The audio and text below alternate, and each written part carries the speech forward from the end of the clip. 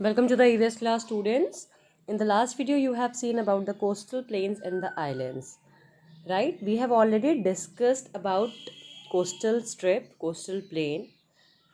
What is the coast? What is the length of the Indian coastline? Which direction which coastal plain lies? And then we have started the western coastal plains, in which you have seen the names of natural harbors, which I am repeating it again. It is Mumbai in Maharashtra, Vasco in Goa, and Kochi in Kerala, right? And in the last, we have seen the western coastal plains are divided into three parts: Gujarat coast, Konkan coast, and Malabar coast. So, in this video, we will see about these three coasts and the eastern coastal plains and its division. Alright, so let's go to the reading part. The Gujarat coast is broadest between the Gulf of Kutch and the Gulf of Khambat. Gujarat coast जो है बच्चों, ये सबसे ज़्यादा चौड़ा किधर होता है? आपने देखा एक पतली सी पट्टी है कोस्ट की, राइट? लेकिन उसमें भी विड्थ होगी, लेंथ होगी. सो जब आप विड्थ की बात करते हैं तो ये गल्फ़ ऑफ कच्छ और गल्फ़ ऑफ खंबात के पास सबसे ज़्यादा है. आपका क्या काम है? मैप उठाइए और इन दोनों को मार्क करिए. Where is gulf of Kutch, where is gulf of Khambhat. Now let us understand what is a gulf. A gulf is an inlet of the sea that has a large area of water partly surrounded by land. Gulf एक ऐसा जगह होता है जो समुद्र से cut के, जिसमें खूब सारा पानी होता है लेकिन वो ज़मीन से घिरा होता है. ओके, चारों तरफ ज़मीन से घिरा होगा लेकिन वो एक सी का ही पार्ट होगा. सी के जो वाटर होगा उसमें वाटर रिसोर्स जो है वो सी से ही आता है. Now, the south of the Gujarat coast is the Konkan coast, extends up to Goa. Gujarat coast से जब हम नीचे की तरफ बढ़ते हैं तो आता है हमारा कोंकण कोस्ट, जो कि गोवा तक फैला हुआ है. यहाँ पे जो कोस्ट लाइन है वो बहुत पतली है, रॉकी यानी चट्टानों से भरी हुई है, और अनइवन है. वो यानी फ्लैट नहीं है, एक लाइन में नहीं है, अनइवन है. That is why light houses along the coast warn ships about the rocks that lie just beneath the surface of the C.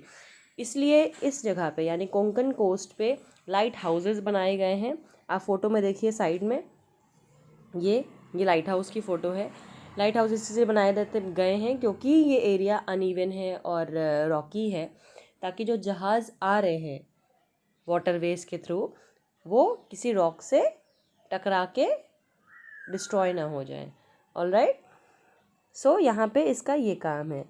The Konkan coast is rich in petroleum and many oil wells are found here.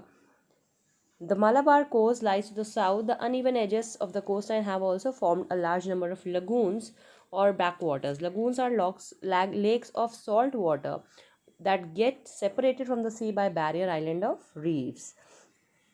तो Konkan coast जो है इसको mark कर लीजिए, ये important है. ये petroleum और ऑयल वेल्स यानी तेल के कुएँ यहाँ पाए जाते हैं. इसको मार्क करिए, आपके लिए बहुत इंपॉर्टेंट है. इसके बाद आता है मालाबार कोस्ट, जो कि साउथ की तरफ आता है एकदम लास्ट में. यहाँ पे क्या है? अनइवन एजेस यहाँ पे भी हैं, और यहाँ पे बहुत सारे लगून्स यानी बैक वाटर लेक्स पाई जाती हैं. लगून्स क्या है? ये नमकीन पानी की झीलें होती हैं जो कि बैरियर आइलैंड्स, कोरल रीफ्स आपने सुना होगा ना. कोरल मूंगा जैसा एक स्ट्रक्चर होता है. जो मूंगा क्या होता है बच्चों, इकट्ठा होते होते एक बहुत हार्ड स्ट्रक्चर बन जाता है और एक अच्छी खासी लाइन बना लेता है. तो ये रीफ्स या आइलैंड्स छोटे छोटे रास्ता ब्लॉक कर देते हैं जहाँ पे ये बैक वाटर लेक या लगून्स फॉर्म हो जाते हैं. Alright, I hope western coastal plain आपके दिमाग में सेट हो गया होगा. आपने गुजरात कोस्ट देख लिया, कोंकण कोस्ट देख लिया, मालाबार कोस्ट देख लिया. गुजरात कोस्ट क्योंकि गुजरात से है तो गुजरात से नीचे आते आते तक ये 3 भाग में डिवाइड हो जाता है. Now I am moving ahead to the eastern coastal plains. The eastern coastal plains lies between the Bay of Bengal and the Eastern Ghats. इसका जो लोकेशन है वो है बे ऑफ बंगाल और ईस्टर्न घाट्स के बीच में. They start from the Ganga delta in West Bengal and and in Kanyakumari. ये दोनों चीज़ें मार्क कर लीजिए, ये इंपॉर्टेंट है. Now let's see, did you know Kanyakumari is known for its beautiful sunrise and sunset. Kanyakumari आपको पता होना चाहिए सबसे एंड प्लेस है अपने देश का। ये क्यों फेमस है? अपने ब्यूटीफुल सनराइज एंड सनसेट के लिए। The major southern rivers like Mahanadi, Godavari, Krishna, and Kaveri all form deltas along the eastern coastal line. The land has become fertile due to the mineral-rich soil.